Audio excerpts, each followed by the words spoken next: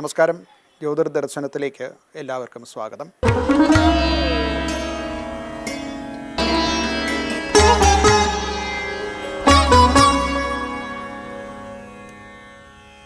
March മാസം 29-ാം തീയതി മുതൽക്ക് ഏപ്രിൽ മാസം 4-ാം തീയതി വരെയുള്ള ഒരാഴ്ചക്കാലത്തെ എല്ലാ രാശിക്കാർക്കും, മേഷാദി, മേടം, ഇടവം മുതൽക്കുള്ള എല്ലാ രാശിക്കാർക്കും ഉള്ള ഫലങ്ങൾ സാമാന്യ നിരൂപണം ചെയ്യുകയാണ്.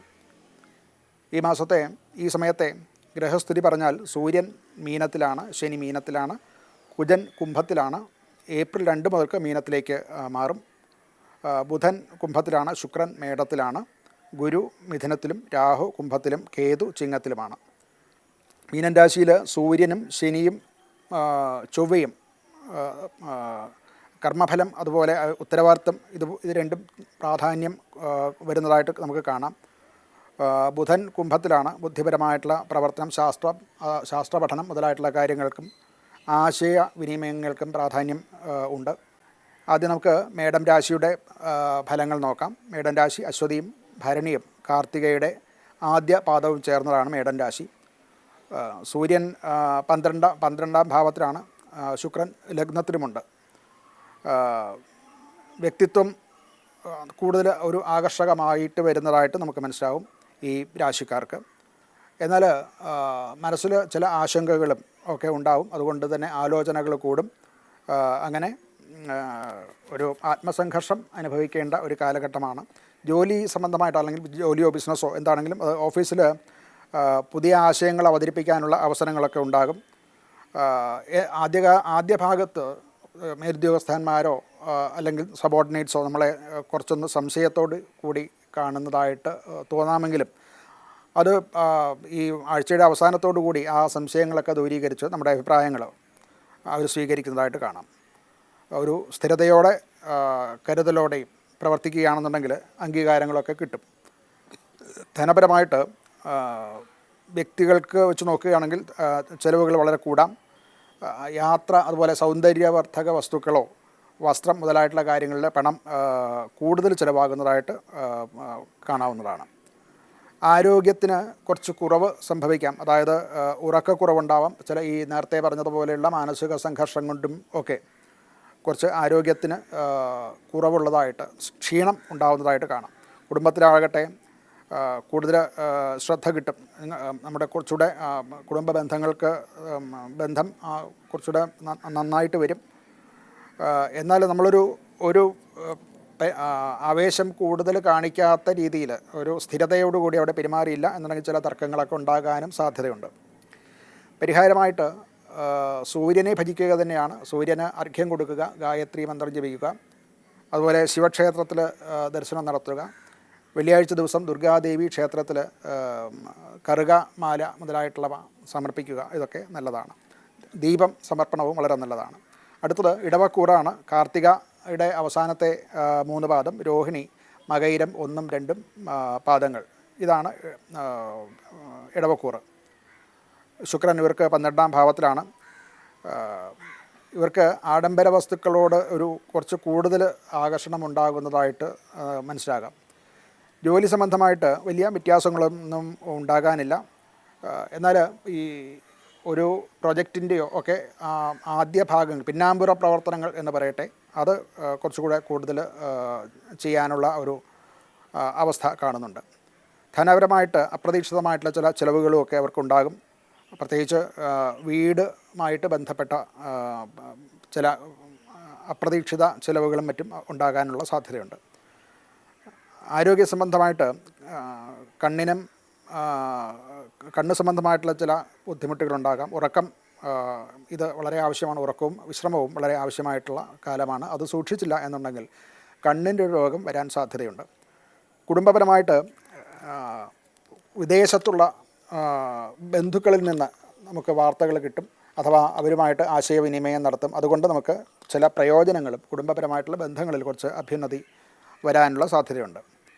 ഇവരെ സംബന്ധിച്ചിടത്തോളം പരിഹാരം പറഞ്ഞാൽ വ്യാഴാഴ്ച ദിവസം വിഷ്ണു ക്ഷേത്ര ദർശനം നടത്തുക, പാൽപ്പായസം മുതലായിട്ടുള്ള വഴിപാടൊക്കെ നടത്താവുന്നതാണ്.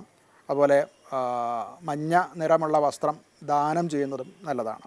അടുത്തത് മിഥുനക്കൂറാണ്. മകയിരത്തിൻ്റെ അവസാനത്തെ 2 പാദങ്ങളും തിരുവാതിരയും പുണർദത്തിൻ്റെ 1, 2, 3 പാദങ്ങൾ ചേർന്നതാണ് മിഥുനക്കൂറ്. ഇവർക്ക് ഗുരു അഥവാ വ്യാഴം ലഗ്നത്തിലാണ്. അവരുടെ ചിന്താ ശക്തി വർദ്ധിച്ചു കൊണ്ടിരിക്കുന്നതായിട്ട് മനസ്സിലാവും. അറിവ്, ജ്ഞാനം ഇങ്ങനെയുള്ള കാര്യങ്ങളിലൊക്കെ കൂടുതൽ താല്പര്യം എടുക്കുന്ന ഒരു കാലമാണ്. ജോലി സംബന്ധിച്ച് പറഞ്ഞാൽ അധ്യാപന വൃത്തിയിലുള്ളവർ, അതുപോലെ എഴുത്ത്, മീഡിയ, അല്ലെങ്കിൽ ഉപദേശകന്മാർ അഥവാ വക്കീലന്മാർ, അങ്ങനെയുള്ള ആൾക്കാർക്കും അഥവാ ആ മേഖലയിൽ പ്രവർത്തിക്കുന്ന ആൾക്കാർക്കുമൊക്കെ വളരെ ആ മേഖലയിൽ അതാത് മേഖലകളിൽ നേട്ടം ഉണ്ടാകുന്നതായിട്ട് മനസ്സിലാകുന്നതാണ്. ധനപരമായിട്ട് പുതിയ വരുമാന മാർഗം ചിന്തിക്കുകയും അത് കണ്ടെത്തുകയും ചെയ്യാനുള്ള ഒരു കാലമാണ്. ആരോഗ്യപരമായിട്ട് ശരാശരി ആരോഗ്യമാണ്. പ്രത്യേകിച്ച് രോഗങ്ങളൊന്നും തന്നെ വരാൻ സാധ്യതയില്ല. ഇപ്പോൾ ഉള്ള ആ അവസ്ഥയിൽ തന്നെ മുന്നോട്ട് പോകുന്നതാണ്. കുടുംബത്തിൽ അകന്നു കഴിഞ്ഞിരുന്ന സഹോദരന്മാരോ അഥവാ സഹോദര തുല്യന്മാരായിട്ടുള്ള അവരുമായിട്ട് ബന്ധങ്ങൾ കുറച്ചുകൂടെ കൂടുന്നതാണ്. അതുകൊണ്ട് കുടുംബത്തിലൊരു സന്തോഷവും ഐക്യവും സമാധാനവും അവർക്ക് കൂടുതൽ കിട്ടാം. മറ്റ് അസ്വസ്ഥതകളും ഒന്നും അവർക്ക് വരാനില്ല. പരിഹാരമായിട്ട് വിഷ്ണു സഹസ്രനാമം ജപിക്കുക, അതുപോലെ ശ്രീകൃഷ്ണ ക്ഷേത്രത്തിൽ ദർശനം നടത്തുക, സ്വന്തം ഗുരു കാരണവന്മാരോടുമൊക്കെ അവർക്ക് വേണ്ടത് അവരെ കണ്ട് വന്ദിച്ച് അവർക്ക് വേണ്ട കാര്യങ്ങളൊക്കെ ദക്ഷിണ മുതലായവയൊക്കെ സമർപ്പിക്കുക ഒക്കെ നല്ല ഫലം ചെയ്യുന്നതാണ്. അടുത്തത് കർക്കിടകക്കൂറാണ്. പുണർദത്തിൻ്റെ അവസാനത്തെ പാദവും പൂയവും ആയില്യവും ചേർന്നതാണ് കർക്കിടകക്കൂറ്. ഇവർക്ക് ചൊവ്വ മേടത്തിൽ നിന്നും മീനത്തിലേക്ക് വരുന്നുണ്ട്. അതും അവർക്കൊരു ചില വ്യത്യാസങ്ങൾ വരുത്താം. ധൈര്യം, അതുപോലെ യാത്രകൾ ചെയ്യേണ്ടി വരിക, ധൈര്യത്തോടെ പ്രവർത്തിക്കേണ്ട അവസരങ്ങളുണ്ടാവുക, ഇതൊക്കെ ഇവർക്ക് കർക്കിടകക്കൂറുകാർക്ക് പ്രത്യേകമായിട്ട് പറയാവുന്നതാണ്. വിദേശവുമായിട്ട് ബന്ധപ്പെട്ട ചില ജോലികൾ അവർ പ്രതീക്ഷിച്ചിരിക്കുന്നവരാണെങ്കിൽ അത് കിട്ടാൻ സാധ്യതയുണ്ട്. അഥവാ അതിലേക്ക് ശ്രമിക്കുകയോ അതുകൊണ്ട് ചില ഐശ്വര്യങ്ങൾ ഉണ്ടാവുകയോ ഒക്കെ ചെയ്യാം. ജോലി സംബന്ധമായിട്ട് പറഞ്ഞാൽ ധനപരമായിട്ട് അവർക്ക് കുറച്ച് അനുകൂലമല്ലാത്ത കാലമാണ്. സൂക്ഷിച്ച് നിക്ഷേപങ്ങളിലും മറ്റുമൊക്കെ സൂക്ഷിച്ച് ചെയ്തില്ല എന്നുണ്ടെങ്കിൽ ചില നഷ്ടങ്ങൾ സംഭവിക്കാവുന്നതാണ്. അതുകൊണ്ട് നിക്ഷേപങ്ങളൊക്കെ ചെയ്യുമ്പോൾ അത് ആലോചിച്ച് മാത്രം ചെയ്യുക. കുടുംബത്തിൽ ഐക്യത്തോടു കൂടി തന്നെ തുടരും. പ്രത്യേകിച്ച് ഗുരു അഥവാ കാരണവന്മാർ അങ്ങനെയുള്ളവരുമായിട്ട് നല്ല ഒരു ബന്ധം ഉണ്ടാകാൻ സാധ്യതയുണ്ട്. ഇവർക്ക് പരിഹാരമായിട്ട് ശിവക്ഷേത്ര ദർശനവും ബില്വദളാർച്ചന മുതലായിട്ടുള്ള കാര്യങ്ങൾ ചെയ്യുന്നത് ഉത്തമമാണ്. അടുത്തത് ചിങ്ങക്കൂറാണ്. മകം, പൂരം, ഉത്രത്തിൽ കാല് അഥവാ ഉത്രത്തിൻ്റെ ആദ്യപാദം, ഈ നക്ഷത്രങ്ങളിലുള്ളവരാണ് ചിങ്ങക്കൂറുകാർ. ഇവർക്ക് കേതു ലഗ്നത്തിലാണല്ലോ ഇപ്പോൾ. അതിൻ്റേതായിട്ടുള്ള ചില ദോഷങ്ങളും ഒക്കെ ഉണ്ടാവും. കുറച്ച് ആത്മപരിശോധനയൊക്കെ നടത്തേണ്ട കാലമാണ്. അത് തുറന്നുകൊണ്ടിരിക്കുകയാണ്. അവരെ സംബന്ധിച്ചിടത്തോളം കേതു ലഗ്നത്തിൽ നിൽക്കുന്നതോടുകൂടി പല ആശയക്കുഴപ്പങ്ങളും ഉണ്ടാകാനും ഒക്കെ സാധ്യതയുണ്ട്. ജോലി സംബന്ധമായിട്ട് ഇപ്പോൾ ഉള്ള ജോലിയിൽ ഒരു സംതൃപ്തി പോരായിക വരും. മറ്റ് ചില ജോലികൾ തേടിയാലോ എന്നുള്ള ആലോചന ഉണ്ടാകും.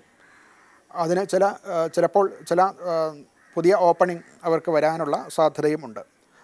ധനപരമായിട്ടും അത്ര അനുകൂലമായിട്ടുള്ള സമയമല്ല. അത് വേണ്ടത്ര ആലോചിച്ച് ധനവിനിയോഗം ചെയ്തില്ല എന്നുണ്ടെങ്കിൽ ചില കടങ്ങളും ഒക്കെ വന്നു ചേരാനും ഇവർക്ക് സാധ്യതയുള്ളതായിട്ട് നമുക്ക് മനസ്സിലാകും. ആരോഗ്യപരമായിട്ട് മറ്റ് ശാരീരിക അസുഖങ്ങളൊന്നും വന്നില്ലെങ്കിൽ തന്നെയും അവരുടെ മാനസിക സംഘർഷങ്ങളെ കൊണ്ട് ചില ഉത്കണ്ഠ, അതുപോലെ അങ്ങനെയുള്ള മനപ്രയാസങ്ങൾ, ഇതുകൊണ്ടൊക്കെ ചില പ്രശ്നങ്ങളൊക്കെ ആരോഗ്യ പ്രശ്നങ്ങളൊക്കെ ഉടലെടുക്കാവുന്നതാണ്. കുടുംബത്തിൽ പലപ്പോഴും നമ്മൾ മൗനമായിട്ടിരിക്കുന്നു എന്നുള്ളത് കൊണ്ടോ അല്ലെങ്കിൽ ആലോചനയിൽ ഇരിക്കുന്നു എന്നുള്ളത് കൊണ്ടും മറ്റുമൊക്കെ ചില തെറ്റിദ്ധാരണകളൊക്കെ ഉണ്ടാവുകയും അതുമൂലമുണ്ടാകുന്ന ചില സംഘർഷങ്ങളോ ഒക്കെ കുടുംബത്തിൽ ഉണ്ടാകാനുള്ള സാധ്യതയുണ്ട്. വളരെ സൂക്ഷിക്കേണ്ടതാണ്. അങ്ങനെ വരാനുള്ള സാധ്യതയുണ്ട് എന്നുള്ളത് മുൻകൂട്ടി അറിഞ്ഞ് അനുസരിച്ച് പ്രവർത്തിച്ചാൽ കുടുംബത്തിൽ അല്പം സമാധാനത്തോടു കൂടി ഇരിക്കാവുന്നതാണ്. ഇവർക്ക് പരിഹാരം കൂടെ പറയാവുന്നതാണ്. വാസ്തവത്തിൽ കേതു ലഗ്നത്തിലുണ്ട് എന്നുള്ളത് കൊണ്ടും 9ാം ഭാവത്തിൽ ശുക്രനുള്ളത് കൊണ്ടും ഗണപതിയെ ഭജിക്കുന്നത് കുറച്ച് നല്ലതാണ്. ഗണപതി ഹോമം ചെയ്യുക, ഗണപതി ക്ഷേത്ര ദർശനം നടത്തുക, ഇതൊക്കെ ഇവർക്ക് പല ഗുണങ്ങളും ഉണ്ടാക്കുന്നതാണ്. അടുത്തത് കന്നിക്കൂറാണ്. കന്നിക്കൂറ് എന്ന് വെച്ചാൽ ഉത്രത്തിൻ്റെ മുക്കാൽ, ഉത്രത്തിൻ്റെ അവസാനത്തെ 1, 2, 3 പാദങ്ങൾ ചേർന്നതാണ്. അത്തം പിന്നെ ചിത്തിരയുടെ 1, 2 പാദങ്ങൾ ചേർന്നതാണ് കന്നിക്കൂറ്. ഇവർക്ക് ചൊവ്വ 7-ലാണ്. ബന്ധങ്ങളിലും മറ്റുമൊക്കെ കുറച്ച് കൂടുതൽ എന്താ പറയുക, ആവേശത്തോടു കൂടി ബന്ധങ്ങൾ സൂക്ഷിക്കാനും ഉണ്ടാക്കാനും ഒക്കെ അവർ ശ്രമിക്കും. പങ്കാളിത്തത്തോടു കൂടിയുള്ള ബിസിനസ്, അങ്ങനെയുള്ള കാര്യങ്ങളിൽ താല്പര്യമുണ്ടാകും. അങ്ങനെയുള്ള ചില ശ്രമങ്ങൾ വിജയിക്കുകയും ചെയ്യും. ധനപരമായിട്ട് അവർക്ക് പങ്കാളിയുടെ അഥവാ പാർട്ട്ണറുടെ സഹായം ലഭിക്കും. ഭാര്യയ്ക്ക് പേരിൽ ബിസിനസ്സോ അല്ലെങ്കിൽ അവർക്ക് ജോലി അങ്ങനെയുള്ള ഉണ്ടെങ്കിൽ അവരെ സംബന്ധിച്ചിടത്തോളം അവരിൽ നിന്നും ചില സഹായങ്ങളൊക്കെ കൂടുതൽ കിട്ടുന്നു എന്നുള്ള ഒരു ഇതുകൊണ്ട് അവരുടെ ധനപരമായിട്ടുള്ള കുറച്ച് കുറവുകൾ വന്നാലും ഈ പങ്കാളി മുഖാന്തരം അഥവാ ഭാര്യ മുഖാന്തരം ഉള്ള സഹായങ്ങൾ ലഭിക്കുന്നതാണ്.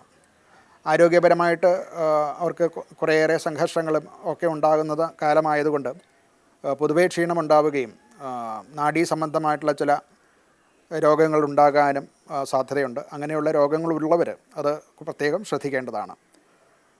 കുടുംബത്തിൽ കുറച്ച് അഭിപ്രായ ഭിന്നത ഉണ്ടാകാനുള്ള കാരണങ്ങളുണ്ട്. പരിഹാരമായിട്ട് ഇവർക്ക് ദുർഗാ ക്ഷേത്രത്തിൽ ദർശനം നടത്തുക, അവിടെ പ്രത്യേകിച്ച് പായസ വഴിപാട് നടത്തുന്നതും പുഷ്പാഞ്ജലി മുതലായിട്ടുള്ള നടത്തുകയും ചെയ്ത് ആപന്നിവാരണം പ്രാർത്ഥിക്കേണ്ടതാണ്. അടുത്തത് തുലാക്കൂറാണ്. ചിത്തിര അര അവസാനത്തെ 1, 2 പാദങ്ങൾ ചേർന്നത്. ചോതി വിശാഖം 1, 2, 3 പാദങ്ങൾ ചേർന്നതാണ് തുലാക്കൂറ്. തുലാക്കൂറുകാർക്ക് ശുക്രൻ 7-ാം ഭാവത്തിലാണ്. അവരെ സംബന്ധിച്ചിടത്തോളം ബന്ധങ്ങൾക്ക് കൂടുതൽ ഒരു ഊഷ്മളത വരുന്ന ഒരു കാലഘട്ടമാണ്. ജോലി സംബന്ധമായിട്ട് പുതിയ ചില ബന്ധങ്ങളും മറ്റുമൊക്കെ വരും. അവർക്ക് ബിസിനസ് ഉള്ളവർക്ക് പുതിയ ബന്ധങ്ങളൊക്കെ വന്നു ചേരാനുള്ള സാധ്യതയുണ്ട്. അതുകൊണ്ട് പുതിയ നേട്ടങ്ങളും ബിസിനസ്സിലും മറ്റും പുതിയ നേട്ടങ്ങളും ഒക്കെ ഉണ്ടാവും. ജോലി ചെയ്യുന്നവർക്കും അങ്ങനെയുള്ള അവരവർ ചെയ്യുന്ന മേഖലയിൽ കുറച്ച് മറ്റുള്ളവരുടെ പുറത്തു നിന്നുള്ളവരുടെ സഹകരണത്തോടു കൂടി അത് കൂടുതൽ ഭംഗിയായി ചെയ്യാനുള്ള സാധ്യതയുണ്ട്.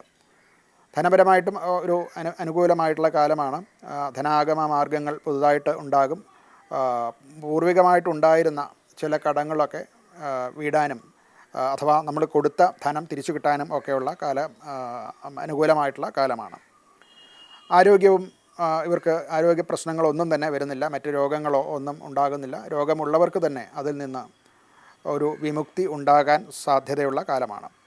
കുടുംബത്തിൽ ഒരു സന്തോഷകരമായിട്ടുള്ള ഭാര്യ, മക്കൾ, അച്ഛനമ്മ മുതലായിട്ടുള്ളവരുമായിട്ട് നല്ല ബന്ധങ്ങളുണ്ടാവുകയും അത് കൊണ്ട് കുടുംബത്തിൽ വളരെ സമാധാനവും സന്തോഷവും ഉണ്ടാകുന്ന കാലവുമാണ്. ഇവർക്കൊരു പരിഹാരം എന്നുള്ള നിലയ്ക്ക് ശ്രീപാർവതി ക്ഷേത്രത്തിൽ പോവുക അഥവാ ശിവനും പാർവതിയും ചേർന്ന ക്ഷേത്രത്തിൽ ദർശനം നടത്തുക, അവിടെ യഥാശക്തി വഴിപാടും മറ്റും നടത്തുക. പ്രത്യേകിച്ച് വെള്ളിയാഴ്ച ദിവസങ്ങളിൽ ദുർഗാദേവി ക്ഷേത്രത്തിലോ ഗണപതിക്കോ അവർക്ക് യഥാശക്തി വഴിപാടുകൾ നടത്തുന്നതും പ്രത്യേകിച്ച് ദീപസമർപ്പണം നടത്തുന്നതും ഒക്കെ വളരെ നല്ല ഫലങ്ങൾ അവർക്ക് ഉണ്ടാകാൻ നല്ലതാണ്. ഇനി വൃശ്ചിക കൂറാണ്. വിശാഖത്തിൻ്റെ അവസാനത്തെ പാദവും അനിഴവും തൃക്കേട്ടയും ചേർന്നതാണ് വൃശ്ചിക കൂറ്. ഇവർക്ക് ചൊവ്വ 5-ാം ഭാവത്തിലാണ്. സൃഷ്ടിപരമായിട്ടുള്ള കാര്യങ്ങളിലൊക്കെ അവർക്ക് കുറച്ചുകൂടെ ഒരു ഉത്തേജനം കിട്ടുന്ന ഒരു സമയമാണ്. ജോലി സംബന്ധമായിട്ട് ചില പുതിയ പദ്ധതികൾ വന്നു ചേരും. അതിൽ വേണ്ട രീതിയിൽ ശ്രദ്ധയോടുകൂടി പ്രവർത്തിക്കുകയാണെന്നുണ്ടെങ്കിൽ ഇവ വിജയിക്കുന്ന പദ്ധതികളായിരിക്കും. ജോലി ചെയ്യുന്നവർക്കാണെങ്കിലും താൻ ഫോർമുലേറ്റ് ചെയ്തു കൊണ്ടുവരുന്ന പദ്ധതികളിൽ കൊണ്ട് നേട്ടം ആ ബിസിനസ് സ്ഥാപനത്തിന് ഉണ്ടാകാൻ സാധ്യതയുണ്ട്. ഏതായാലും പുതിയ പദ്ധതികൾ വിജയിക്കാനും അത് പ്രവർത്തനത്തിലേക്ക് കൊണ്ടുവരാനും സാധിക്കാവുന്ന ഒരു കാലഘട്ടമാണ്. ധനപരമായിട്ട് അനുകൂലമാണ്. വരുമാന മാർഗങ്ങളൊക്കെ ഉള്ളത് നന്നായിട്ട് വരും. അതുപോലെ പുതിയ ധനാഗമ മാർഗങ്ങൾ ഉണ്ടാവുകയും ചെയ്യും. ആരോഗ്യപരമായിട്ടും രോഗം ഒന്നും വരാനുള്ള സാധ്യത കാണുന്നില്ല. വളരെ ആരോഗ്യത്തോടു കൂടി തന്നെ അവർക്ക് വർത്തിക്കാൻ സാധിക്കും. രോഗമുള്ള നിലവിൽ രോഗം ഉള്ളവർക്ക് അതിൽ കുറച്ച് ശമനം വരുന്നതായിട്ടും നമുക്ക് കാണാൻ സാധിക്കും. കുടുംബത്തിൽ മക്കളെക്കൊണ്ട് ചില നല്ല വാർത്തകൾ കേൾക്കാനുള്ള സാധ്യതയുണ്ട്. മക്കൾക്ക് പരീക്ഷാ വിജയങ്ങൾ അഥവാ പുതിയ ജോലി മുതലായിട്ടുള്ള കാര്യങ്ങൾ കിട്ടുക, ഇങ്ങനെയൊക്കെയുള്ള പുതിയ വാർത്തകൾ, സന്തോഷകരമായിട്ടുള്ള വാർത്തകൾ കേൾക്കാൻ സാധ്യതയുള്ള കാലമാണ്. അതുകൊണ്ട് കുടുംബത്തിൽ കുറച്ച് കൂടുതൽ സന്തോഷവും സമാധാനവും ഐക്യവും ഉണ്ടാകാൻ സാധിക്കുന്നതാണ്. ഇവർക്ക് ഒരു പരിഹാരം ആയിട്ട് ഹനുമാൻ ചാലിസ ജപിക്കുന്നത് നല്ലതാണ്. ശിവക്ഷേത്ര ദർശനം നടത്തുന്നത് നല്ലതാണ്. യഥാശക്തി വഴിപാടുകളും ഒക്കെ കഴിക്കുക. പ്രത്യേകിച്ച് തിങ്കളാഴ്ച ദിവസം ശിവക്ഷേത്രത്തിൽ പ്രദക്ഷിണാദികൾ നടത്തി യഥാശക്തി വഴിപാട്, ധാര മുതലായിട്ടുള്ളവ നടത്തുന്നത് ഉത്തമമാണ്. ഇനി ധനുക്കൂറാണ്. മൂലം, പൂരാടം, ഉത്രാടത്തിൽ കാല്, ഉത്രാടത്തിൻ്റെ ആദ്യപാദം, ഈ നക്ഷത്രങ്ങൾ ചേർന്നതാണ് ധനുക്കൂറ്. ഇവർക്ക് ചൊവ്വ 4-ലാണ്. മാനസികമായിട്ട് ഒരു ബൗദ്ധികമായിട്ടും മാനസികമായിട്ടും അവർക്ക് കുറച്ച് കൂടുതൽ ഊർജം കിട്ടുന്ന ഒരു കാലമാണ്. പല പുതിയ പദ്ധതികളും ആലോചിക്കാനും അത് നടപ്പിൽ വരുത്താൻ വേണ്ടിയിട്ടുള്ള പ്രവർത്തനത്തിലും അവർക്ക് ഏർപ്പെടാൻ സാധിക്കുന്നുണ്ട്.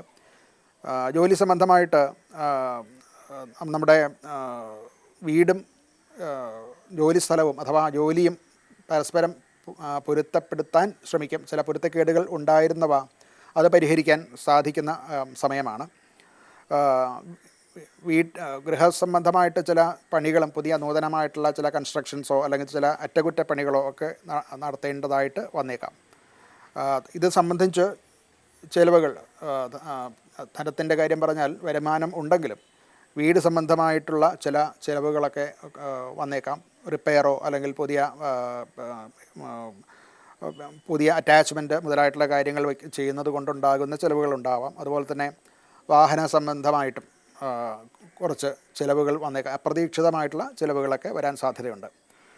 ആരോഗ്യപരമായിട്ട് ഇവർക്ക് രക്തസമ്മർദ്ദമുള്ളവർ അത് പ്രത്യേകം സൂക്ഷിക്കേണ്ടതാണ്. അത് കൂടാനുള്ള സാധ്യതയുണ്ട്. അതിന് വേണ്ടത്ര വിശ്രമവും ഒക്കെ എല്ലാ ദിവസേന അവർ പ്രവൃത്തി ചെയ്യുന്നതിനനുസരിച്ചുള്ള വിശ്രമത്തിനും കൂടെ സമയം കണ്ടെത്താൻ സാധിച്ചില്ല എന്നുണ്ടെങ്കിൽ അത് സംബന്ധമായിട്ടുള്ള ചില രോഗങ്ങൾ ഉണ്ടാകാനും ചിലപ്പോൾ ആശുപത്രിവാസവും വരെ ഉണ്ടാകാൻ സാധ്യതയുണ്ട്. കുടുംബത്തിലും കുറച്ചൊരു അനൈക്യം ഉണ്ടാകാൻ സാധ്യതയുണ്ട്. കുടുംബത്തിൽ നമ്മുടെ ആവശ്യമില്ലാത്ത വാക്കുകൾ പറഞ്ഞ് അത് ഒരു വഴക്കിലേക്ക് എത്താൻ ഒരു സാധ്യത കാണുന്നുണ്ട്. അതുകൊണ്ട് കുടുംബാംഗങ്ങളുമായിട്ട് വളരെ സൂക്ഷിച്ച് വർത്തമാനം പറയുകയും മറ്റും ചെയ്തില്ല എന്നുണ്ടെങ്കിൽ അതുകൊണ്ടുണ്ടാകുന്ന ചില ദുരിതങ്ങൾ ഉണ്ടാകാൻ സാധ്യതയുണ്ട്. ഇനി ഉള്ളത് മകരക്കൂറാണ്. ഉത്രാടത്തിൻ്റെ അവസാനത്തെ 3 പാദങ്ങൾ, അതായത് 2, 3, 4 പാദങ്ങൾ ചേർന്നതാണ് ഉത്രാടത്തിൻ്റെ മുക്കാല് എന്ന് പറയുന്നത്. തിരുവോണം, അവിട്ടത്തര, അവിട്ടത്തിൻ്റെ 1, 2 പാദങ്ങൾ ചേർന്നതാണ് മകരക്കൂറ്.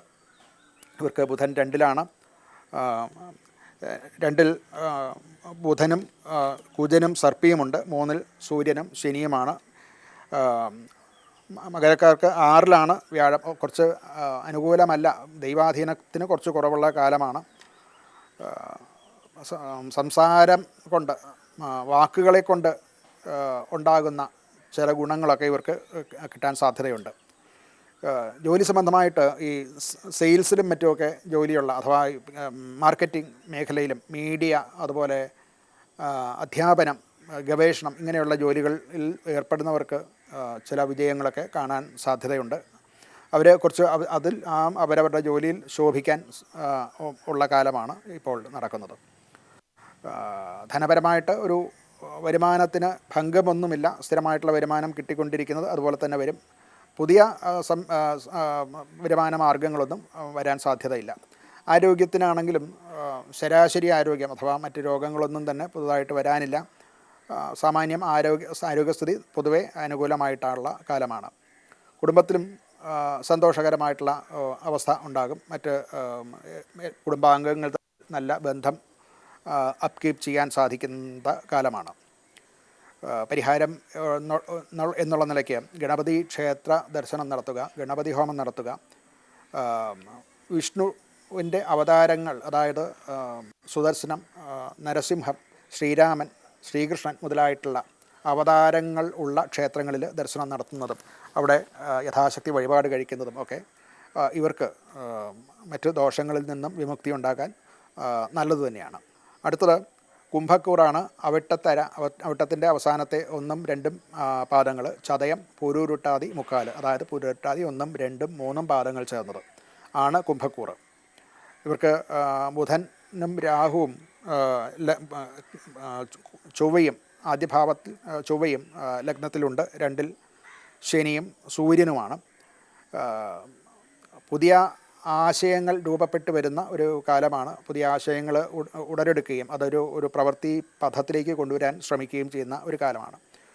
ജോലിയിൽ സാങ്കേതിക മേഖലകളിൽ ഗവേഷണം മുതലായിട്ടുള്ള കാര്യങ്ങളിൽ, അല്ലെങ്കിൽ മറ്റ് ഡിസൈനിങ് മുതലായിട്ടുള്ള നൂതനമായിട്ടുള്ള ഡിസൈനിങ് ഉണ്ടാക്കുക, ഇങ്ങനെയുള്ള കാര്യങ്ങളിലോ ഗവേഷണത്തിലോ ഒക്കെ ഏർപ്പെടുന്നവരൊക്കെ സംബന്ധിച്ചിടത്തോളം ചില പുരോഗതികളൊക്കെ പഴയതിനേക്കാൾ നേരത്തെ ചെയ്തു കൊണ്ടുവന്നിരുന്നതായിട്ടുള്ള പ്രവർത്തനയിൽ നിന്ന് കുറച്ച് നേട്ടങ്ങൾ ഉണ്ടാവുക, അതിൽ പുരോഗതി ഉണ്ടാവുക ഒക്കെ ചെയ്യാവുന്ന കാലമാണ്.